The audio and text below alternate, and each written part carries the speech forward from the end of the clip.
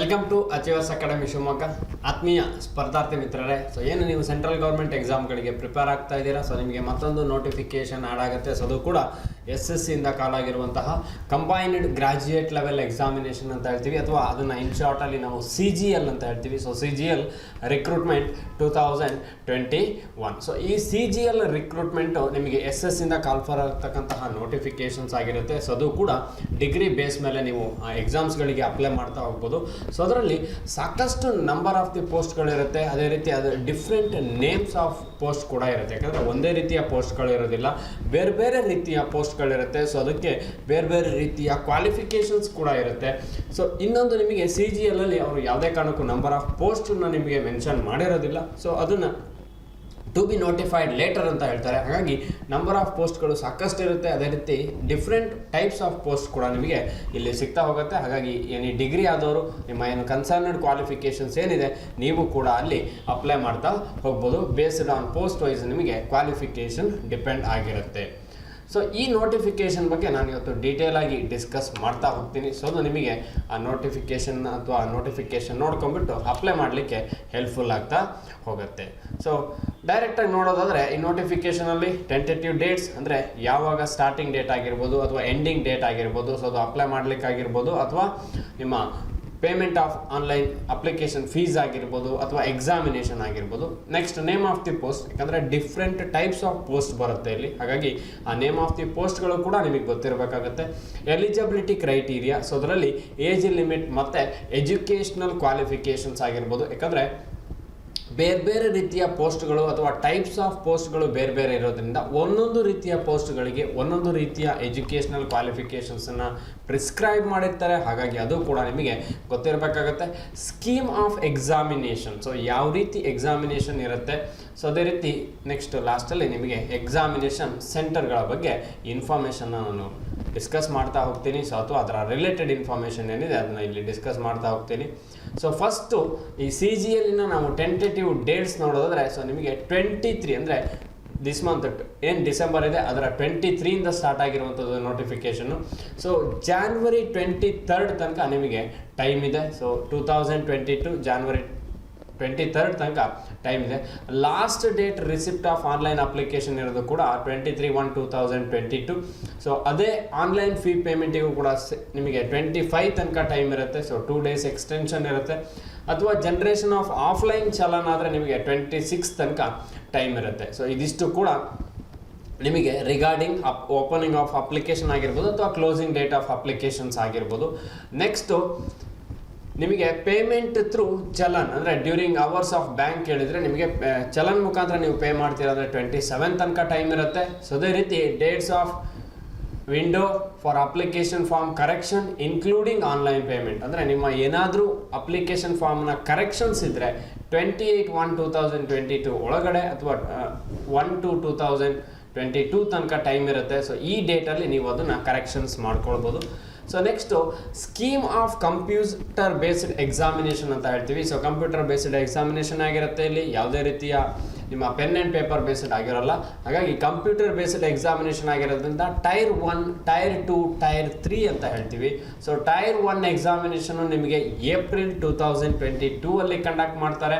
ಅದೇ ರೀತಿ tyre 2 and tier 3 ಏನಿದೆ, so to be notified later. ಹಾಗಾಗಿ ನಿಮಗೆ ಇಲ್ಲಿ ಮೇಜರಾಗಿ ಗೊತ್ತಿರಬೇಕಾಗಿದ್ದು, so submission of online application 23/12/2021 to 23/1/2022.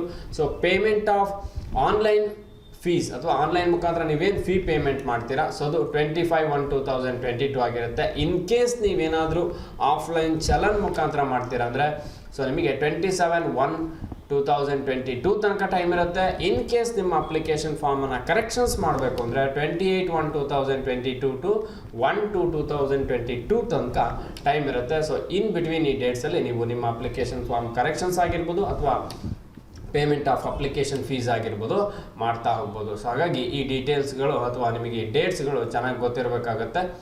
So ಅದೇ ರೀತಿ ನೆಕ್ಸ್ಟ್ ನೋಡ್ತಾ ಹೋಗೋದಾದರೆ, ಸೊ ನೇಮ್ ಆಫ್ ಪೋಸ್ಟ್ ಅಂತ ಹೇಳ್ತೀವಿ. ಅಂದರೆ ಯಾವ್ಯಾವ ರೀತಿಯ ಪೋಸ್ಟ್ಗಳಿಗೆ ನೀವು ಇಲ್ಲಿ ಅಪ್ಲೈ ಮಾಡ್ಬೋದು. ಯಾಕಂದರೆ ಎಲ್ಲ ಪೋಸ್ಟ್ಗಳಿಗೂ ಅಪ್ಲೈ ಮಾಡ್ಲಿಕ್ಕೆ ಬರಲ್ಲ. ಕೆಲವೊಂದು ಗ್ರೂಪ್ ಸಿ ಇದೆ, ಕೆಲವೊಂದು ಗ್ರೂಪ್ ಬಿ ಇದೆ, ಅಥವಾ ಅದರಲ್ಲೇ ಗ್ರೂಪ್ ಬಿ ಯಲ್ಲಿ ಒಂದೊಂದು ಪೋಸ್ಟಿಗೆ ಒಂದೊಂದು ರೀತಿಯ ಎಜುಕೇಷನಲ್ ಕ್ವಾಲಿಫಿಕೇಷನ್ಸ್ ಇರುತ್ತೆ, ಅಥವಾ ಏಜ್ ಲಿಮಿಟ್ ಬೇರೆ ಬೇರೆ ಇದೆ. ಹಾಗಾಗಿ ಇದೆಲ್ಲವೂ ಕೂಡ ನಿಮಗೆ ಗೊತ್ತಿರಬೇಕಾಗುತ್ತೆ. ಸೊ ಫಸ್ಟ್ ಒನ್ ನೋಡಿದ್ರೆ ಅಸಿಸ್ಟೆಂಟ್ ಆಡಿಟ್ ಆಫೀಸರ್ ಅಂತ ಹೇಳ್ತೀವಿ. ಸೊ ಇಲ್ಲಿ ಇಂಡಿಯನ್ ಆಡಿಟ್ ಆಫ್ ಅಕೌಂಟ್ಸ್ ಅಥವಾ ಡಿಪಾರ್ಟ್ಮೆಂಟ್ ಅಂಡರ್ C&AG ಅಂತ ಹೇಳ್ತೀವಿ. ಸೊ ಕ್ಲಾಸಿಫಿಕೇಶನ್ ಆಫ್ ಪೋಸ್ಟ್ ಬಂದರೆ ಅದು ಗ್ರೂಪ್ ಬಿ ಆಗಿರುತ್ತೆ ನಿಮಗೆ. ಸೊ ಏಜ್ ಲಿಮಿಟು ಕೂಡ ಮೆನ್ಷನ್ ಮಾಡಿದ್ದಾರೆ. ಸೊ 18 to 30 ಇಯರ್ಸ್ ನೀವು ಅಪ್ಲೈ ಮಾಡ್ಬೋದು. ಸೊ ಇದು ನಿಮ್ಮ ಜನರಲ್ ಆಗಿ ಇರ್ತಕ್ಕಂತಹ ಏಜ್ ಲಿಮಿಟ್ ಇರುತ್ತೆ. ಸೊ ಅದಕ್ಕೆ ಮತ್ತೆ ರಿಲ್ಯಾಕ್ಸೇಷನ್, ನಿಮ್ಮ ಏನು ಎಲ್ಲ ಎಕ್ಸಾಮ್ಗಳಲ್ಲಿ ಏಜ್ ರಿಲ್ಯಾಕ್ಸೇಷನ್ಸ್ ಇದೆಯೋ ಸೇಮ್ ರಿಲ್ಯಾಕ್ಸೇಷನ್ ಇಲ್ಲೂ ಕೂಡ ನಿಮಗೆ ಅಪ್ಲೈ ಆಗ್ತಾ ಹೋಗುತ್ತೆ. Next assistant account officer. So ಇದು ಕೂಡ ಗ್ರೂಪ್ ಬಿ ಆಗಿರುತ್ತೆ, 18 to 30 years. Next assistant section officer. So ಅದು ಕೂಡ ಗ್ರೂಪ್ ಬಿ, 20 to 30 ಇಯರ್ಸ್ ಆಗಿರುತ್ತೆ. ಹಾಗಾಗಿ ಗೊತ್ತಿರಬೇಕು ಯಾವ ಪೋಸ್ಟಿಗೆ 18 to 30 ಇದೆ, ಯಾವ ಪೋಸ್ಟಿಗೆ 20 to 30 ಇದೆ. ಅಥವಾ ಮಿನಿಸ್ಟ್ರಿ ಆರ್ ಡಿಪಾರ್ಟ್ಮೆಂಟ್ ಅಥವಾ ಆಫೀಸರ್ ಕೇಡ್ ಅಂದರೆ ಯಾವ ಕೇಡರಲ್ಲಿ ಬರುತ್ತೆ, ಸೆಂಟ್ರಲ್ ಸೆಕ್ರೆಟರಿ ಸರ್ವಿಸ್ ಅಂತ ಹೇಳ್ತೀವಿ. ಅಥವಾ ನೆಕ್ಸ್ಟ್ ಅಸಿಸ್ಟೆಂಟ್ ಸೆಕ್ಷನ್ ಆಫೀಸರ್ ಅಂತ ಹೇಳ್ತೀವಿ. ಸೊ ಇಂಟೆಲಿಜೆನ್ಸ್ ಬ್ಯೂರೋದಲ್ಲಿ ಗ್ರೂಪ್ ಬಿ ಅಂಡರಲ್ಲಿ ಬರುತ್ತೆ, ಅದು ಕೂಡ 18 to 30 ಇಯರ್ಸ್. ಅಥವಾ ಅದೇ assistant section officer ministry of railway ಅಂಡರಲ್ಲಿ ಗ್ರೂಪ್ ಬಿ, ಅದು ಕೂಡ 20 to 30 years. Assistant section officer external affairs ಆದರೆ ಗ್ರೂಪ್ ಬಿ 20 to 30 ಇಯರ್ಸ್. ಅದೇ assistant section officer AFHO group B 20 to 30 years. Again assistant section officer ministry of electronics and information technology ಕೂಡ group B ಅಂಡರಲ್ಲಿ 18 to 30 years age limit ಇರುತ್ತೆ. Next assistant ಅಥವಾ other minorities department ಬಂದರೆ ಅದು ಕೂಡ group B ಅಂಡರ್ಲೇ ಬರುತ್ತೆ. So 20 to 30. So ಇದು ನಿಮ್ಮ ಯೂಶ್ವಲ್ ಆಗಿ ಇರ್ತಕ್ಕಂತಹ ಏಜ್ ಲಿಮಿಟ್ ಆಗಿರುತ್ತೆ. ಸೊ ಅದೇ ರೀತಿ ನೆಕ್ಸ್ಟ್ ಪೋಸ್ಟ್ಗಳನ್ನು ನೋಡ್ತಾ ಹೋಗೋದಾದರೆ assistant section officer. So minority department ಅಥವಾ ಆರ್ಗನೈಸೇಷನ್ ನೋಡಿದ್ರೆ ಗ್ರೂಪ್ ಬಿ ಅಂಡರಲ್ಲೇ ಬರುತ್ತೆ, 18 to 30 years. Next inspector of income tax. So comes under CBDT, central board of direct taxes ಅಂತ ಹೇಳ್ತೀವಿ. ಸೊ ಗ್ರೂಪ್ ಸಿ ಅಂಡರ್ಲಿ ಬರುತ್ತೆ. ಸೊ ಇಲ್ಲಿ 18 to 30 ಇಯರ್ಸ್ ಇರುತ್ತೆ. ಅದೇ ರೀತಿ ಇನ್ಸ್ಪೆಕ್ಟರ್ CGST ಅಥವಾ ಸೆಂಟ್ರಲ್ ಎಕ್ಸೈಸ್ ಆಗಿರ್ಬೋದು. ಸೊ ಇವರು CBIC ಅಂಡರ್ಲಿ ಬರ್ತಾರೆ, ಗ್ರೂಪ್ ಬಿ ಆಗಿರುತ್ತೆ, 18 to 30 ಇಯರ್ಸ್ ಏಜ್ ಲಿಮಿಟ್ ಇರುತ್ತೆ. Inspector preventive officer CBIC group B 18 to 30. Inspectors ಅಥವಾ ಎಕ್ಸಾಮಿನೇಟರ್ ಆಫ್ CBIC ಅಂತ ಹೇಳ್ತೀವಿ, ಗ್ರೂಪ್ ಬಿ ಆಗಿರ್ಬೋದು, 18 to 30. Next assistant enforcement officer, directorate of enforcement and department of revenue ಕೂಡ group B ಅಂಡರ್ಲೇ ಬರುತ್ತೆ, 18 to 30. Next sub inspector. So central bureau of ಇನ್ವೆಸ್ಟಿಗೇಷನಲ್ಲಿ so department ಅಂಡರ್ಲಿ sub inspector ಪೋಸ್ಟ್ಗಳಿದೆ, ಅದು ಕೂಡ ಗ್ರೂಪ್ ಬಿ ಅಂಡರ್ ಆಗಿರುತ್ತೆ. ಏಜ್ ಲಿಮಿಟ್ ಬಂದರೆ 20 to 30. Inspector post. So department of ಪೋಸ್ಟಲ್ಲಿ ಬರುತ್ತೆ ಇದು. ಸೊ ಅಲ್ಲೂ ಕೂಡ ಗ್ರೂಪ್ ಬಿ ನಿಮಗೆ 18 to 30 ಇಯರ್ಸ್ ಇರುತ್ತೆ. Inspector central bureau of narcotics, ಅದು group B 18 to 30 years. Assistant superintendent Indian coast guard, ಅದು ಕೂಡ group B 18 to 30 years. So next assistant other minorities department ಬಂದರೆ ಅದು ಕೂಡ ನಿಮಗೆ ಗ್ರೂಪ್ ಬಿ ಅಂಡರಲ್ಲಿ ಬರ್ತಾ ಹೋಗುತ್ತೆ. ಹಾಗಾಗಿ ಇಲ್ಲಿ ನಿಮಗೆ ಗೊತ್ತಿರಬೇಕಾಗಿದ್ದು ಯಾವುದು ಗ್ರೂಪ್ ಬಿ ಬರುತ್ತೆ, ಯಾವುದು ಗ್ರೂಪ್ ಸಿ ಬರುತ್ತೆ ಅನ್ನೋದು ಗೊತ್ತಿರಬೇಕು. ಯಾಕಂದರೆ ಕೆಲವೊಂದು ಗ್ರೂಪ್ ಸಿ ಇದೆ ನಿಮಗೆ, ಕೆಲವೊಂದು ಗ್ರೂಪ್ ಬಿ ಇದೆ. ಹಾಗಾಗಿ ಆ ಗ್ರೂಪ್ ಬಿ ಮತ್ತು ಗ್ರೂಪ್ ಸಿಗಳು ಗೊತ್ತಿರಬೇಕಾಗತ್ತೆ. ಜೊತೆಗೆ ಪೋಸ್ಟ್ ಕ್ಲಾಸಿಫಿಕೇಶನ್ ಗೊತ್ತಿರಬೇಕಾಗತ್ತೆ. ಅಸಿಸ್ಟೆಂಟ್ ಅಂತ ಹೇಳ್ತೀವಿ, ಅದೇ ನಿಮಗೆ national company law appellate tribunal ಅಂತ ಹೇಳ್ತೀವಿ. ಸೊ ಇದು ಕೂಡ ಗ್ರೂಪ್ ಬಿನೇ, 18 to 30 years. Next research assistant ಬಂದರೆ ಹ್ಯೂಮನ್ ರೈಟ್ಸ್ ಕಮಿಷನ್ ಅಂಡರ್ಲಿ ಬರುತ್ತದು, group B 18 to 30 years. Divisional accountant ಅಂತ ಹೇಳ್ತೀವಿ ಅಂಡರ್ C&SG, ಚಾರ್ಟರ್ಡ್ ಅಕೌಂಟೆಂಟ್ ಆಗಿರ್ಬೋದು ಅಥವಾ ಏನು ಡಿವಿಷನಲ್ ಅಕೌಂಟೆಂಟ್ ಅಂತ ಹೇಳ್ತೀವಿ. So 18 to 30 years. Sub inspector national investigation agency. So ಇಲ್ಲೂ ಕೂಡ ಸಬ್ ಇನ್ಸ್ಪೆಕ್ಟರ್ ಪೋಸ್ಟ್ ಇರುತ್ತೆ, group B 18 to 30 years. Junior statistical officer ಅಥವಾ ಸ್ಟ್ಯಾಟಿಸ್ಟಿಕ್ಸ್ ಆ್ಯಂಡ್ ಪ್ರೋಗ್ರಾಮ್ ಇಂಪ್ಲಿಮೆಂಟೇಷನ್ ಅಂಡರ್ಲಿ ಬರುತ್ತೆ. ಸೊ ಅದು ಕೂಡ group B 18 to 32 years. Statistical investigation grade second registrar general of India, group B 18 to 30 years. Next auditor officers under C&AG, group C. Auditor ಬರುವಂಥದ್ದು group C. ಹಾಗಾಗಿ ಗೊತ್ತಿರಬೇಕಾಗುತ್ತೆ ಇಲ್ಲಿ group B ಯಾವುದು, group C ಯಾವುದು, 18 to 27. Next auditor other ಡಿಪಾರ್ಟ್ಮೆಂಟ್ಸಿಗೆ ಬಂದರೆ ಅದು ಕೂಡ 18 to 27. So ಅಲ್ಲೂ ಕೂಡ ನಿಮಗೆ ಆಡಿಟರ್ ಬರ್ತಕ್ಕಂಥದ್ದು ಗ್ರೂಪ್ ಸಿ ಅಂಡರಲ್ಲಿ ಬರ್ತಾ ಹೋಗುತ್ತೆ. ಸೊ ಅದು ಕೂಡ ಗೊತ್ತಿರಬೇಕು. ನೆಕ್ಸ್ಟ್ ಅದೇ ರೀತಿ ಆಡಿಟರ್ ಸೊ ಅಥವಾ ಬೇರೆ ಬೇರೆ ಡಿಪಾರ್ಟ್ಮೆಂಟಲ್ಲಿ ಇರ್ತಕ್ಕಂತಹ ಆಡಿಟರ್ ಪೋಸ್ಟ್ ಆಗಿರ್ಬೋದು. ಸೊ ಆಫೀಸರ್ಸ್ ಅಂಡರ್ CGDA ಅಂತ ಹೇಳ್ತೀವಿ, ಗ್ರೂಪ್ C ಅದರಲ್ಲೂ ಕೂಡ 18 to 27, ಅಥವಾ ಅಕೌಂಟೆಂಟ್ ಆಗಿರ್ಬೋದು C&AGಯಲ್ಲಿ ಗ್ರೂಪ್ C 18 to 27, ಅಕೌಂಟೆಂಟ್ ಅಥವಾ ಜೂನಿಯರ್ ಅಕೌಂಟೆಂಟ್ ಆಗಿರ್ಬೋದು ಮೈನಾರಿಟಿ ಡಿಪಾರ್ಟ್ಮೆಂಟ್ಸ್ಗಳಲ್ಲಿ ಗ್ರೂಪ್ C ಬರುತ್ತೆ. ಸೊ ಅಕೌಂಟೆಂಟ್ ಮತ್ತು ಆಡಿಟರ್ 100% ನಿಮಗೆ ಗ್ರೂಪ್ C ಯಲ್ಲೇ ಬರುವಂಥದ್ದು. ಅಥವಾ ಸೀನಿಯರ್ ಸೆಕ್ರೆಟರಿ ಅಸಿಸ್ಟೆಂಟ್ ಅಥವಾ ಅಪ್ಪರ್ ಡಿವಿಷನ್ ಕ್ಲರ್ಕ್ ಅಥವಾ ನೀವೇನು FD ಅಂತ ಹೇಳ್ತೀವಿ ನಾವು, ministry of electronics and information technology group C. Next secretary assistant ಅಥವಾ ಅಪ್ಪರ್ ಡಿವಿಷನ್ ಕ್ಲರ್ಕ್ ಅದೇ ಬೇರೆ ಅದರ್ ಡಿಪಾರ್ಟ್ಮೆಂಟ್ಸಿಗೆ ಬಂದರೆ, ಅಥವಾ central government offices and ministries and other then CS ಕ್ಯಾಡರ್ಸ್ ಆದರೆ group C 18 to 27, tax assistant of CBDT group C 18 to 27, tax assistants of CBIC group C 18 to 27, sub inspector central bureau of narcotics ಅವರು ಕೂಡ group C ಅಂಡರ್ಲಿ ಬರುತ್ತೆ. So ಇದಿಷ್ಟು ನಿಮಗೆ name of the post ಇರುತ್ತೆ. ಹಾಗಾಗಿ ಸಾಕಷ್ಟು ಪೋಸ್ಟ್ಗಳಿದೆ. So ನೀವೇನಾದರೂ ನಿಮ್ಮ ಡೆಡಿಕೇಟ್ ಮಾಡಿ ವರ್ಕ್ ಮಾಡಿದೆ ಅದರಲ್ಲಿ 100% ನೀವು ಕೂಡ ಸೊ ಇಲ್ಲಿ ಯಾವುದಾದ್ರೂ ಒಂದು ಪೋಸ್ಟಲ್ಲಿ ಅಪಾಯಿಂಟ್ ಆಗ್ಬೋದು. ಸೊ ಬಟ್ ಗೊತ್ತಿರಬೇಕಾಗತ್ತೆ ನಿಮ್ಮ ಎಜುಕೇಷ್ನಲ್ ಬೇಸ್ ಮೇಲೆ ಅಥವಾ ಎಜುಕೇಷ್ನಲ್ ಕ್ವಾಲಿಫಿಕೇಷನ್ ಬೇಸ್ ಮೇಲೆ ಯಾವ ಪೋಸ್ಟಿಗೆ ನೀವು ಅಪ್ಲೈ ಮಾಡ್ಬೋದು ಅನ್ನೋದನ್ನು ಚೆಕ್ ಮಾಡ್ಕೊಳ್ಳಿ ನೋಟಿಫಿಕೇಷನಲ್ಲಿ. ನೆಕ್ಸ್ಟ್ ಏಜ್ ಲಿಮಿಟ್ ನೋಡೋದಾದರೆ, for the post which age limit is 18 to 27 ಅಂತ ಹೇಳ್ತೀವಿ. ಸೊ ಯಾವೆಲ್ಲ ಪೋಸ್ಟ್ಗಳಿಗೆ 18 to 27 ನಿಮಗೆ ಏಜ್ ಲಿಮಿಟ್ ಕೊಟ್ಟಿದ್ದಾರೆ, ಯಾಕಂದರೆ ನೇಮ್ ಆಫ್ ದಿ ಪೋಸ್ಟ್ ಮುಂದೆ ಅವರು ಏಜ್ ಲಿಮಿಟ್ ಕೂಡ ಮೆನ್ಷನ್ ಮಾಡಿದ್ದಾರೆ. So candidate must have been born earlier than 2/1/1995. So 2/1/1995ಗಿಂತ ಮೊದಲು ಬಾರ್ನ್ ಆಗಿರ್ಬೋದು, ಅಥವಾ ಲೇಟರ್ ದ್ಯಾನ್ 1/1/2004 ಆಗಿರಬಾರ್ದು. ಸೊ ಈ ಡೇಟ್ಗಳು ನಿಮಗೆ ಚೆನ್ನಾಗಿ ಗೊತ್ತಿರಬೇಕಾಗತ್ತೆ. ಅಥವಾ for the post which age limit is 20 to 30 years ಕೊಟ್ಟಿದ್ರೆ, candidate must have been born earlier than 2/1/1992. So 2/1/1992ಗಿಂತ ಮೊದಲು ಬಾರ್ನ್ ಆಗಿರಬಾರ್ದು, ಅಥವಾ 1/1/2002 ಆದಮೇಲೆ ಬಾರ್ನ್ ಆಗಿರಬಾರ್ದು. Next which is age limit 18 to 30 years ಪೋಸ್ಟ್ಗಳಾದರೆ must have been born. So ಯಾವುದೇ ಕಾರಣಕ್ಕೂ 2/1/1992ಗಿಂತ ಮೊದಲು ಬಾರ್ನ್ ಆಗಿರ್ಬೋದು, ಅಥವಾ 1/1/2002 ಆದಮೇಲೆ ಬಾರ್ನ್ ಆಗಿರ್ಬೋದು. ಎರಡೂ ಡೇಟ್ಗಳು ಇನ್ಕ್ಲೂಸಿವ್. ಅಥವಾ for the post of which age limit 18 to 30 years, candidate must have been born earlier than 2/1/1992 ಆಗಿರಬಾರ್ದು. ಅದೇ ರೀತಿ ಲೇಟರ್ ದ್ಯಾನ್ 1/1/2004 ಕೂಡ ಆಗಿರಬಾರ್ದು. ಸೊ ಅದನ್ನೇ ನಾವು ಹೇಳ್ತೀವಿ candidate must have been Born not earlier than 2/1/1995 ಅಥವಾ ಲೇಟರ್ ದ್ಯಾನ್ 1/1/2004 ಅಂತ ಹೇಳ್ತಾ ಹೋಗ್ತೀವಿ. ಈ ಡೇಟ್ಗಳ ನಡುವೆ ನಿಮ್ಮ ಡೇಟ್ ಆಫ್ ಬರ್ತ್ ಇರಬೇಕಾಗುತ್ತೆ, ಅದನ್ನು ಕೂಡ ನೀವು ಚೆಕ್ ಮಾಡ್ಕೊಳ್ಬೋದು ಅಪ್ಲೈ ಮಾಡಬೇಕಾದ್ರೆ.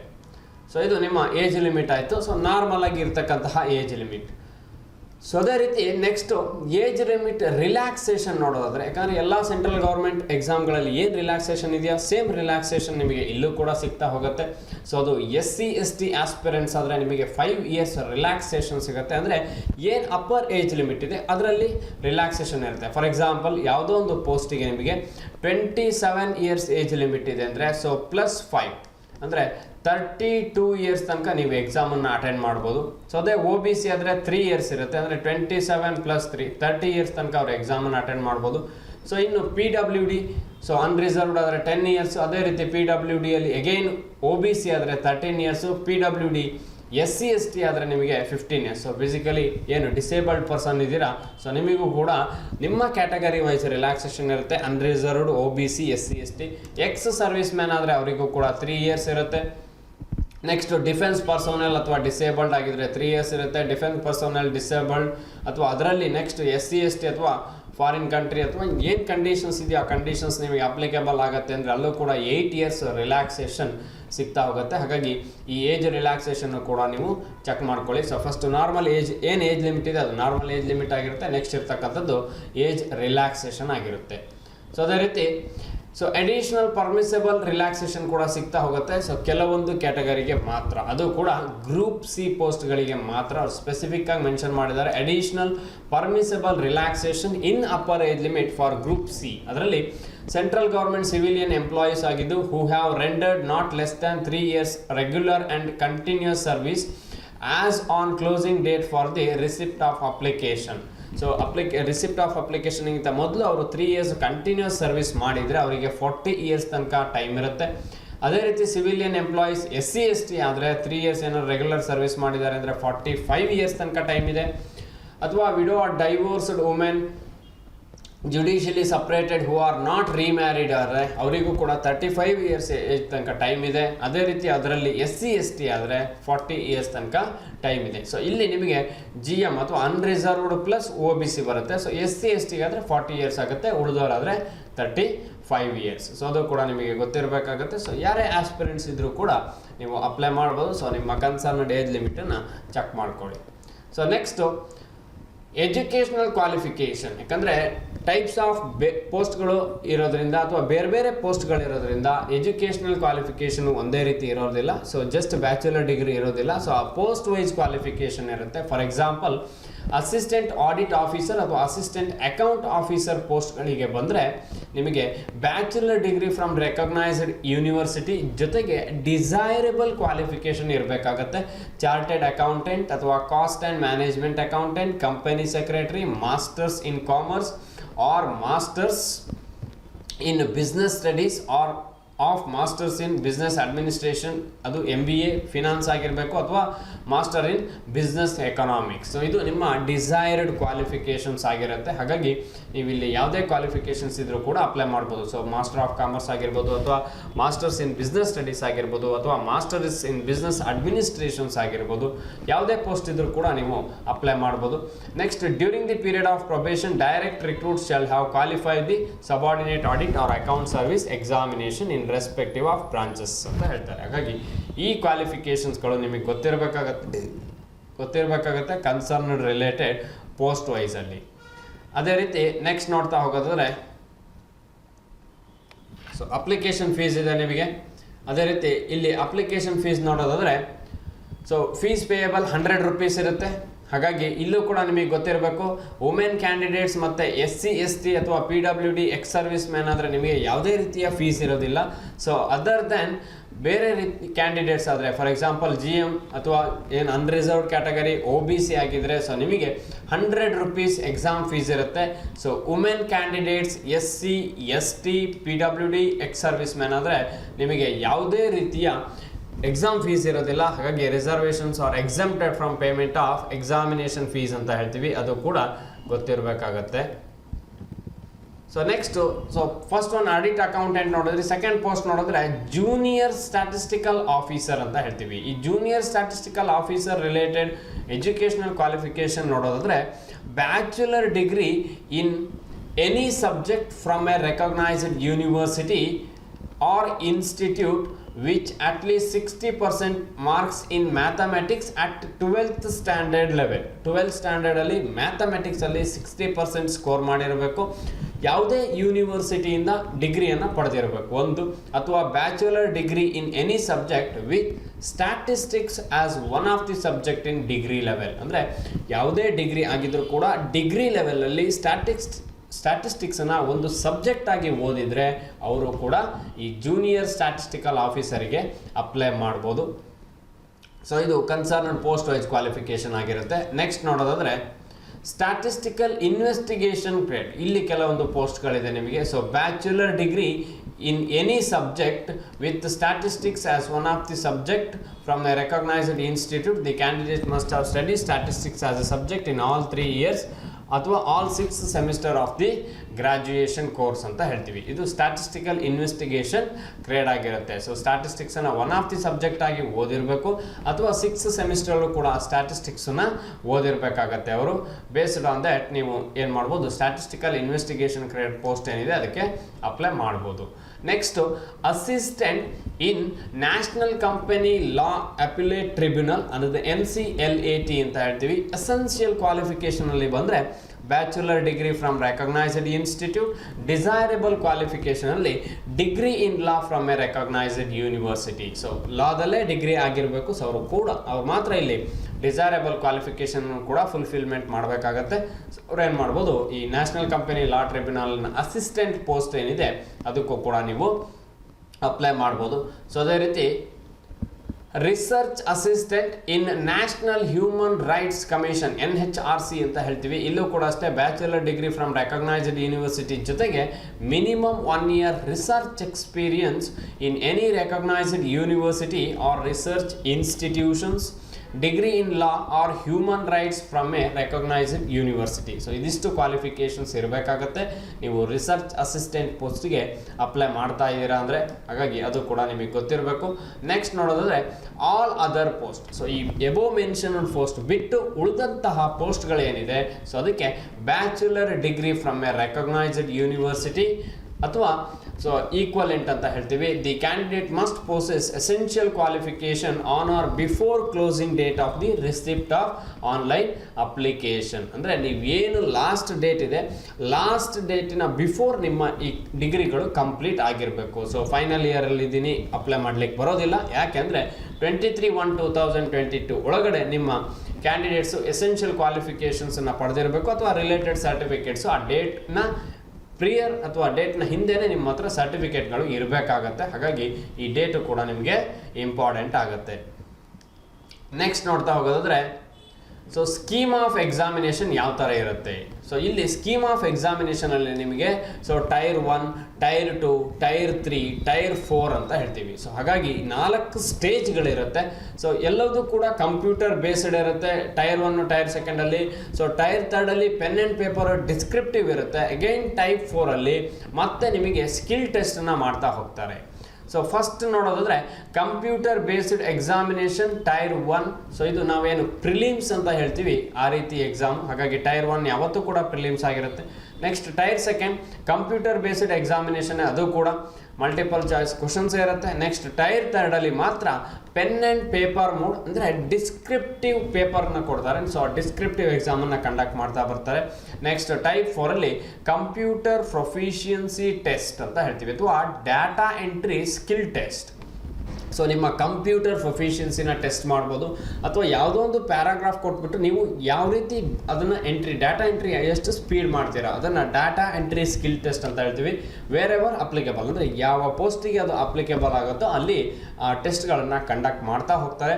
ಹಾಗಾಗಿ ಟೈರ್ 1 ಟೈರ್ 2 ಅಂತೂ 100% ಎಲ್ಲ ಪೋಸ್ಟ್ಗಳಿಗಿರುತ್ತೆ. ಉಳಿದಂಥದ್ದು ಕೆಲವೊಂದು ಪೋಸ್ಟ್ಗಳಿಗೆ ರಿಲೇಟೆಡ್ ಆಗಿ ಅವರ ಟೆಸ್ಟ್ಗಳನ್ನು ಕಂಡಕ್ಟ್ ಮಾಡ್ತಾ ಹೋಗ್ತಾರೆ. ಸೊ ಅದು ಕೂಡ ನಿಮಗೆ ಗೊತ್ತಿರಬೇಕು. Next scheme of tyre 1 and tyre 2. ಯಾಕಂದರೆ ಟೈರ್ 1 ಮತ್ತು ಟೈರ್ 2 ಎಕ್ಸಾಮಿನೇಷನ್ಸನ್ನು ನಾವು ನೋಡೋದಾದರೆ ಸೊ ಟೈರ್ 1 ಸೊ ಮತ್ತು ಟೈರ್ 2 ಆಗಿರುತ್ತೆ. ಸೊ ಟೈರ್ 1 ನಿಮಗೆ 4 ಸಬ್ಜೆಕ್ಟ್ ಇರುತ್ತೆ. So general intelligence and reasoning ಅಂತ ಹೇಳ್ತೀವಿ. ನಿಮಗೆ 25 ಕ್ವಶನ್ಸ್ ಇರುತ್ತೆ 50 ಮಾರ್ಕ್ಸಿಗೆ. ಜನರಲ್ ಅವೇರ್ನೆಸ್ ಕಾನ್ಸೆಪ್ಟ್ಸ್ ಇರುತ್ತೆ 25 ಕ್ವಶನ್ಸು 50 ಮಾರ್ಕ್ಸಿಗೆ. ಕ್ವಾಂಟಿಟೇಟಿವ್ ಆಪ್ಟಿಟ್ಯೂಡ್ ಕೂಡ 25 ಕ್ವಶನ್ಸು 50 ಮಾರ್ಕ್ಸಿಗೆ. ಇಂಗ್ಲೀಷ್ ಕಾಂಪ್ರಿಹೆನ್ಷನ್ ಅಂತ ಹೇಳ್ತೀವಿ 25 ಕ್ವಶನ್ಸು 50 ಮಾರ್ಕ್ಸಿಗಿರುತ್ತೆ. ಸೊ ಟೋಟಲ್ ಆಗಿ ನಿಮಗೆ 1 ಅವರ್ ಡ್ಯೂರೇಷನ್ಸನ್ನು ಕೊಡ್ತಾರೆ. So 1 hour and 20 minutes if in case of eligible as a scribe. So ಸ್ಕ್ರೈಬನ್ನು ಇಟ್ಕೊಂಡು ಯಾರೋ ಹ್ಯಾಂಡಿಕ್ಯಾಪ್ಡ್ ಎಕ್ಸಾಮ್ ಬರೀತೀರ ಅಂದರೆ ನಿಮಗೆ 1 hour 20 minutes ಇರುತ್ತೆ. ಬಟ್ ಇನ್ ಕೇಸ್ ನೀವೇನಾದರೂ ನಾರ್ಮಲ್ ಆಸ್ಪಿರೆಂಟ್ಸ್ ಅಂದರೆ 1 hour ಟೈಮ್ ಕೊಡ್ತಾರೆ ನಿಮಗೆ ಫೇಸ್ 1 ಅಥವಾ ಟೈರ್ 1. ನೆಕ್ಸ್ಟ್ ಟೈರ್ 2 ಬಂದರೆ ಸೊ ಫಸ್ಟ್ ಪೇಪರ್ ನಿಮಗೆ ಕ್ವಾಂಟಿಟೇಟಿವ್ ಆಪ್ಟಿಟ್ಯೂಡ್ 100 ಕ್ವಶನ್ 200 ಮಾರ್ಕ್ಸಿಗೆ. Second paper English language and comprehension 200 question 200 ಮಾರ್ಕ್ಸಿಗೆ. ನೆಕ್ಸ್ಟು ಸ್ಟ್ಯಾಟಿಸ್ಟಿಕ್ಸ್ ಇರುತ್ತೆ. ಯಾಕಂದರೆ ಕನ್ಸರ್ನ್ ಪೋಸ್ಟ್ ಇರೋದ್ರಿಂದ ಸ್ಟ್ಯಾಟಿಸ್ಟಿಕ್ಸ್ ಇರುತ್ತೆ 100 ಕ್ವಶನ್ನು 200 ಮಾರ್ಕ್ಸಿಗೆ. ಜನರಲ್ ಸ್ಟಡೀಸ್ ಅಂದರೆ ಫೈನಾನ್ಸ್ ಆ್ಯಂಡ್ ಎಕನಾಮಿಕ್ಸ್ ಬೇಸ್ ಮೇಲೆ ಕ್ವಶನ್ಸ್ ಇರುತ್ತೆ ನಿಮಗೆ 100 ಕ್ವಶನ್ನು 200 ಮಾರ್ಕ್ಸಿಗೆ. ಇಲ್ಲಿ 2 hours ಫಾರ್ ಈಚ್ ಪೇಪರ್ ಅಂತ ಹೇಳ್ತೀವಿ. ಅಂದರೆ ಪ್ರತಿಯೊಂದು ಪೇಪರಿಗೆ ನಿಮಗೆ 2 hours ಟೈಮ್ ಕೊಡ್ತಾ ಹೋಗ್ತಾರೆ. So 2 hours and 40 minutes if in case ನೀವು ಹ್ಯಾಂಡಿಕ್ಯಾಪ್ಡ್ ಆಗಿದ್ದು ಅಥವಾ ಫಿಸಿಕಲಿ ಹ್ಯಾಂಡಿಕ್ಯಾಪ್ಡ್ ಆಗಿದ್ದು ಅಥವಾ ಫಿಸಿಕಲಿ ಡಿಸೇರಬಲ್ ಪರ್ಸನ್ ಆಗಿದ್ದು ಸ್ಕ್ರೈಬ್ ಮುಖಾಂತರ ಎಕ್ಸಾಮ್ ಬರೀತೀರಾ ಅಂದರೆ ನಿಮಗೆ 2 hours 40 minutes ಸಿಗುತ್ತೆ. ನಾರ್ಮಲ್ ಆಸ್ಪಿರೆಂಟ್ಸ್ ಆದರೆ 2 hours ಟೈಮ್ ಕೊಡ್ತಾ ಹೋಗ್ತಾರೆ. ಈ 2 hours ನೀವು ಫೇಸ್ 2ನ ಎಕ್ಸಾಮ್ ಬರೀತೀರಾ. 1 hour ಫೇಸ್ 1 ಎಕ್ಸಾಮನ್ನು ನೀವು ಕಂಪ್ಲೀಟ್ ಮಾಡಬೇಕಾಗತ್ತೆ. ಸೊ ಅದೇ ರೀತಿ ನೆಕ್ಸ್ಟ್ ನೋಡ್ತಾ ಹೋಗೋದಾದರೆ ಸೊ ಇದು ನಿಮ್ಮ ಟೈರ್ 1 ಆ್ಯಂಡ್ ಟೈರ್ 2 ಆಯಿತು. Next tyre 3. ಸೊ ಇಲ್ಲಿ ಪೆನ್ ಆ್ಯಂಡ್ ಪೇಪರ್ ಮೋಡ್ ಅಂತ ಹೇಳ್ತೀವಿ. ಅಂದರೆ ಡಿಸ್ಕ್ರಿಪ್ಟಿವ್ ಲೆವೆಲ್ ಎಕ್ಸಾಮ್ ಆಗಿರುತ್ತೆ ಇದು ಟೈರ್ 3. ಸೊ ಟೈರ್ 3 ನಿಮಗೆ ಡಿಸ್ಕ್ರಿಪ್ಟಿವ್ ಟೆಸ್ಟನ್ನು ಕಂಡಕ್ಟ್ ಮಾಡ್ತಾರೆ ಅವರು. ಸೊ ಡಿಸ್ಕ್ರಿಪ್ಟಿವ್ ಟೆಸ್ಟ್ ಬಂದು ನೋಡೋದಾದರೆ ಇಂಗ್ಲೀಷ್ ಅಥವಾ ಹಿಂದಿ. ಸೊ ಇಲ್ಲಿ ನಿಮಗೆ ರೈಟಿಂಗ್ ಎಸ್ಸೆ ರೈಟಿಂಗ್ ಕೊಡ್ಬೋದು ಅಥವಾ precise writing, letter writing, applications ಕೊಡ್ಬೋದು ಅಥವಾ ಯಾವುದೋ ಒಂದು ಅಪ್ಲಿಕೇಶನ್ಸ್ ಬರೀರಿ ಅಥವಾ ಯಾವುದೋ ಒಂದು letter writing, precise writing, essay writing. So ಇಲ್ಲಿ 100 ಮಾರ್ಕ್ಸ್ ಇರುತ್ತೆ 1 hour ಟೈಮ್ ಕೊಡ್ತಾರೆ. ಇನ್ ಕೇಸ್ ಆಫ್ ಡಿಸೈರಬಲ್ ಪರ್ಸನ್ಸ್ ಇದ್ದರೆ ಅಥವಾ ಯಾರೊಬ್ಬ ಸ್ಕ್ರೈಬ್ ಮುಖಾಂತರ ಎಕ್ಸಾಮ್ ಬರೀತಿದ್ದಾರೆ 1 hour 20 minutes. ಸೊ ಈ 1 ಅವರಲ್ಲಿ ನೀವು 100 ಮಾರ್ಕ್ಸಿಗೆ ಡಿಸ್ಕ್ರಿಪ್ಟಿವ್ ಟೆಸ್ಟನ್ನು ಅಟೆಂಡ್ ಮಾಡಬೇಕು. ಸೊ ಅದರಲ್ಲಿ ಎಸ್ಸೆ ರೈಟಿಂಗ್ ಆಗಿರ್ಬೋದು, ಪ್ರಿಸೈಸ್ ಆಗಿರ್ಬೋದು, ಲೆಟರ್ ಆಗಿರ್ಬೋದು, ಅಪ್ಲಿಕೇಶನ್ಸ್ ಆಗಿರ್ಬೋದು, ಸೊ ಯಾವುದೇ ಆಗಿರ್ಬೋದು. ಹಾಗಾಗಿ ಇದು ನಿಮ್ಮ ಟೈರ್ 3 ಆಗಿರುತ್ತೆ, ಅಥವಾ ಸ್ಕೀಮ್ ಆಫ್ ಎಕ್ಸಾಮಿನೇಷನಲ್ಲಿ ಟೈರ್ 3 ಸ್ಟೇಜ್ ಆಗಿರುತ್ತೆ. ಸೊ ಅದೇ ರೀತಿ ನೆಕ್ಸ್ಟ್ ನೋಡ್ತಾ ಹೋಗೋದಾದ್ರೆ ಇದರಲ್ಲಿ ಸೊ ಟೈರ್ 4 ಸ್ಕೀಮ್ ಆಫ್ ಎಕ್ಸಾಮಿನೇಷನಲ್ಲೇ 4th ಟೈರ್. ಇಲ್ಲಿ ನಿಮಗೆ ಇದನ್ನು ನಾವು ಹೇಳ್ತೀವಿ ಸ್ಕಿಲ್ ಟೆಸ್ಟ್ ಅಂತ ಹೇಳ್ತೀವಿ. ಸೊ ಕಂಪ್ಯೂಟರ್ ಪ್ರೊಫಿಷಿಯನ್ಸಿ ಟೆಸ್ಟ್ ಒಂದು, ಇನ್ನೊಂದು ಡಾಟಾ ಎಂಟ್ರಿ ಸ್ಪೀಡ್ ಟೆಸ್ಟ್. ಇದೆರಡು ಸ್ಕಿಲ್ ಟೆಸ್ಟನ್ನು ಕಂಡಕ್ಟ್ ಮಾಡ್ತಾರೆ. ಅಂದರೆ ಈ ಕಂಪ್ಯೂಟರ್ ಪ್ರೊಫಿಷಿಯನ್ಸಿ ಟೆಸ್ಟ್ ಹೇಗಿರುತ್ತೆ ಅಂದರೆ ನಿಮಗೆ ಇಲ್ಲಿ MS ಪವರ್ ಪಾಯಿಂಟ್ ಆಗಿರ್ಬೋದು, ಅಥವಾ MS ವರ್ಡ್ ಆಗಿರ್ಬೋದು, ಅಥವಾ MS ಎಕ್ಸೆಲ್ ಆಗಿರ್ಬೋದು. ಈ MS ಪವರ್ ಪಾಯಿಂಟಲ್ಲಿ ನಿಮಗೆ ಸ್ಲೈಡ್ಸನ್ನು ಪ್ರಿಪೇರ್ ಮಾಡಲಿಕ್ಕೆ ಹೇಳ್ಬೋದು, ಅಥವಾ MS ವರ್ಡಲ್ಲಿ ಟೆಕ್ಸ್ಟನ್ನು ಟೈಪ್ ಮಾಡಿ ಫಾರ್ಮ್ಯಾಟ್ ಆ್ಯಂಡ್ ಎಡಿಟ್ ಮಾಡಲಿಕ್ಕೆ ಹೇಳ್ಬೋದು, ಅಥವಾ MS ಎಕ್ಸೆಲಲ್ಲಿ ಫಾರ್ಮುಲಾಸನ್ನು ಯೂಸ್ ಮಾಡಿ ಯಾವುದೋ ಒಂದು ಕ್ಯಾಲ್ಕುಲೇಷನ್ಸ್ ಕೇಳ್ಬೋದು. ಇದು ಜಸ್ಟ್ ಪ್ರೊಫಿಷಿಯನ್ಸಿ ಅಥವಾ ನಿಮ್ಮ ಸ್ಕಿಲ್ ಟೆಸ್ಟ್ ಆಗಿರುತ್ತೆ. ಯಾವ ರೀತಿ ನಿಮಗೆ ಕಂಪ್ಯೂಟರ್ ಅಥವಾ ಎಷ್ಟು ನಿಮ್ಮ ಕಂಪ್ಯೂಟರ್ ನಾಲೆಡ್ಜ್ ಇದೆ ಅನ್ನೋಂಥದ್ದನ್ನು ಟೆಸ್ಟ್ ಮಾಡ್ತಾ ಹೋಗ್ತಾರೆ. Next data entry speed test ಅಂತ ಹೇಳ್ತೀವಿ. ಇಲ್ಲೂ ಅಷ್ಟೇ ಒಂದು 2000 ವರ್ಡ್ಸ್ ಇರುವಂಥ ಒಂದು ಪ್ಯಾರಾಗ್ರಾಫನ್ನ ಪ್ಯಾಸೇಜ್ ಕೊಟ್ಬಿಟ್ಟು ಅದನ್ನು ನಿಮಗೆ ಟೈಪ್ ಮಾಡಿ ಅಂತ ಹೇಳ್ಬೋದು. ನಿಮ್ಗೆ ಎಷ್ಟು ಸ್ಪೀಡಾಗಿ ಅದನ್ನು ವಿತ್ ಕರೆಕ್ಟ್ ವ್ಯಾಲ್ಯೂಸ್ ಅಥವಾ ಟೈಪಿಂಗ್ ಸ್ಪೀಡ್ ಕೂಡ ಸ್ಪೀಡ್ ಇರಬೇಕು, ಅಥವಾ ಟೈಪಿಂಗ್ ಕೂಡ ಸ್ಪೀಡ್ ಇರಬೇಕು, ಜೊತೆಗೆ ಎಕ್ಸಾಕ್ಟ್ ಅಥವಾ ಅಕ್ಯುರೇಸಿ ಕೂಡ ಇರಬೇಕಾಗತ್ತೆ. ಸೊ ಅದನ್ನು ನಾವು ಹೇಳ್ತೀವಿ ಡಾಟಾ ಎಂಟ್ರಿ ಸ್ಪೀಡು. ಸೊ ಇಲ್ಲಿ ನಿಮಗೆ ಪ್ಯಾರಾಗ್ರಾಫ್ ಕೊಟ್ಬಿಟ್ಟು ಸ್ಪೀಡ್ ಟೆಸ್ಟ್ ಅಥವಾ ಸ್ಪೀಡನ್ನು ಚೆಕ್ ಮಾಡ್ತಾರೆ. ಕಂಪ್ಯೂಟರ್ ಪ್ರೊಫಿಷಿಯನ್ಸಿ ಟೆಸ್ಟಲ್ಲಾದರೆ MS ಪವರ್ ಪಾಯಿಂಟ್ ಬಂದರೆ ಸ್ಲೈಡ್ ಕ್ರಿಯೇಷನ್ ಹೇಳ್ಬೋದು, MS ವರ್ಡ್ ಬಂದರೆ ಟೆಕ್ಸ್ಟ್ ಟೈಪಿಂಗ್ ಆ್ಯಂಡ್ ಎಡಿಟಿಂಗ್ ಹೇಳ್ಬೋದು, MS ಎಕ್ಸೆಲ್ ಆದರೆ ಬೈ ಯೂಸಿಂಗ್ ದ್ಯಾಟ್ ಫಾರ್ಮುಲಾಸ್ ನಿಮಗೆ ಕ್ಯಾಲ್ಕುಲೇಷನ್ಸ್ ಹೇಳ್ಬೋದು. ಸೊ ಇದೆರಡು ಕೂಡ ಸ್ಕಿಲ್ ಟೆಸ್ಟ್ಗಳಾಗಿರುತ್ತೆ 4th ಸ್ಟೇಜಲ್ಲಿ. ಹಾಗಾಗಿ ಇದು ಕೂಡ ನಿಮಗೆ ಗೊತ್ತಿರಬೇಕು. ಸೊ ಕಂಪ್ಲೀಟಾಗಿ ನಿಮಗೆ 4 ಸ್ಟೇಜು ಕೂಡ ಕ್ಲಿಯರ್ ಮಾಡಬೇಕಾಗತ್ತೆ. ನೆಕ್ಸ್ಟು ಎಕ್ಸಾಮಿನೇಷನ್ ಸೆಂಟರ್ ನೋಡಿದ್ರೆ ಸೊ ಕರ್ನಾಟಕ ಕೇರಳ ರೀಜನ್, ನಾವು ಅದನ್ನೇ KKR ರೀಜನ್ ಅಂತ ಹೇಳ್ತೀವಿ. ಸೊ ಅದು ಲಕ್ಷದ್ವೀಪ್, ಕರ್ನಾಟಕ ಆ್ಯಂಡ್ ಕೇರಳ ಆಗಿರ್ಬೋದು. ಸೊ ನಿಮಗೆ ಬೆಳಗಾವಿ ಎಕ್ಸಾಮಿನೇಷನ್ ಸೆಂಟರ್ ಇರುತ್ತೆ, ಅದೇ ರೀತಿ ಬೆಂಗಳೂರು ಇರುತ್ತೆ, ಹುಬ್ಳಿ ಇರುತ್ತೆ, ಕಲಬುರ್ಗಿ ಅಥವಾ ಏನು ಗುಲ್ಬರ್ಗ ಅಂತ ಹೇಳ್ತೀವಿ, ಮ್ಯಾಂಗ್ಳೂರು ಇರುತ್ತೆ, ಮೈಸೂರು, ಶಿವಮೊಗ್ಗ, ಉಡುಪಿ ಅಥವಾ ಎರ್ನಾಕುಲಂ ಅಥವಾ ಕೇರಳ ಸ್ಟೇಟಲ್ಲಿ ಯಾವ್ಯಾವ ಸಿಟೀಸ್ ಇದೆಯೋ ಅಲ್ಲೂ ಕೂಡ ಎಕ್ಸಾಮನ್ನು ಕಂಡಕ್ಟ್ ಮಾಡ್ತಾರೆ. ಸೊ ನೀವು ಕರ್ನಾಟಕನಾದರೆ ಕರ್ನಾಟಕ ಸ್ಟೇಟಿನ ಸಿಟೀಸ್ನ ನೋಡ್ಕೊಳ್ಳಿ. ಸೊ ಕೇರಳ ಯಾರಾದರೂ ಅಪ್ಲೈ ಮಾಡೋರಿದ್ದರೆ ಸೊ ಆ ಸಿಟೀಸ್ನ ಕೂಡ ನೀವು ಚೆಕ್ ಮಾಡ್ಕೊಳ್ಬೋದು, ಯಾವೆಲ್ಲ ಸಿಟೀಸಲ್ಲಿ ಎಕ್ಸಾಮನ್ನು ಕಂಡಕ್ಟ್ ಮಾಡ್ತಾರೆ ಅನ್ನುವಂಥದ್ದು. ಹಾಗಾಗಿ ಅದು ಕೂಡ ಗೊತ್ತಿರಬೇಕು. ಯಾಕಂದರೆ ಕರ್ನಾಟಕ ಕೇರಳ ರೀಜನ್ ನಾವೇನು KKR ರೀಸನ್ ಅಂತ ಹೇಳ್ತೀವಿ. ಸೊ ರೀಸನ್ ವೈಸು ಕೊಡ್ತಾ ಹೋಗ್ತಾರೆ, ಅಥವಾ ರೀಸನ್ ವೈಸ್ ಏನು ಪೋಸ್ಟನ್ನು ಕೂಡ ಕಾಲ್ಫಾರ್ ಮಾಡ್ತಾ ಹೋಗ್ತಾರೆ. ಹಾಗಾಗಿ ಅದು ಕೂಡ ಗೊತ್ತಿರಬೇಕು. ಸೊ ನೀವು ಅಪ್ಲೈ ಮಾಡಬೇಕಾದ್ರೆ ಸೊ ಕೆಲವೊಂದು ವ್ಯಾಲಿಡ್ ಡಾಕ್ಯುಮೆಂಟ್ಸ್ ನಿಮ್ಮ ಜೊತೆ ಇರಬೇಕಾಗತ್ತೆ. ಸೊ ಅದು ನಿಮ್ಮ ಫೋಟೋಗ್ರಾಫ್ ಆಗಿರ್ಬೋದು, ಸೊ ನಿಮ್ಮ ಏನು ಪಾಸ್ಪೋರ್ಟ್ ಸೈಜ್ ಫೋಟೋ ಇದೆ ಅದನ್ನು ಸ್ಕ್ಯಾನ್ ಮಾಡಿ ಇಟ್ಕೊಳ್ಳಿ, ಅಥವಾ ಸಿಗ್ನೇಚರ್ ಇರುತ್ತೆ, ಸಿಗ್ನೇಚರ್. ಸೊ ಎಲ್ಲ ಕಡೆ ಒಂದೇ ರೀತಿಯ ಸಿಗ್ನೇಚರ್ ಮಾಡ್ತಾ ಹೋಗಿ, ಒಂದೊಂದು ಕಡೆ ಒಂದೊಂದು ರೀತಿಯ ಸಿಗ್ನೇಚರ್ ಮಾಡಬೇಡಿ. ಯಾಕಂದರೆ ಫಾರ್ ಎಕ್ಸಾಂಪಲ್ ನೀವು ಈ ರೀತಿ ಒಂದು ಸಿಗ್ನೇಚರ್ ಮಾಡ್ತಾ ಇದ್ದೀರಾ ಅಂದರೆ ಇದೇ ಸಿಗ್ನೇಚರನ್ನು ಎಲ್ಲ ಕಡೆ ಕಂಟಿನ್ಯೂ ಮಾಡಿ. ಯಾಕಂದರೆ ಒಂದೊಂದು ರೀತಿಯ ಸಿಗ್ನೇಚರ್ ಮಾಡಿಕೊಂಡ್ರೆ ಅಪ್ಲಿಕೇಶನಲ್ಲಿ ಒಂದು ರೀತಿಯ ಸಿಗ್ನೇಚರ್ ಅಪ್ಲೋಡ್ ಮಾಡಿರ್ತೀರಾ, ಎಕ್ಸಾಮಿನೇಷನಲ್ಲಿ ಇನ್ನೊಂದು ರೀತಿಯ ಸಿಗ್ನೇಚರ್ ಮಾಡಿದರೆ ಸೊ ಅದು ವ್ಯಾಲಿಡ್ ಆಗೋದಿಲ್ಲ.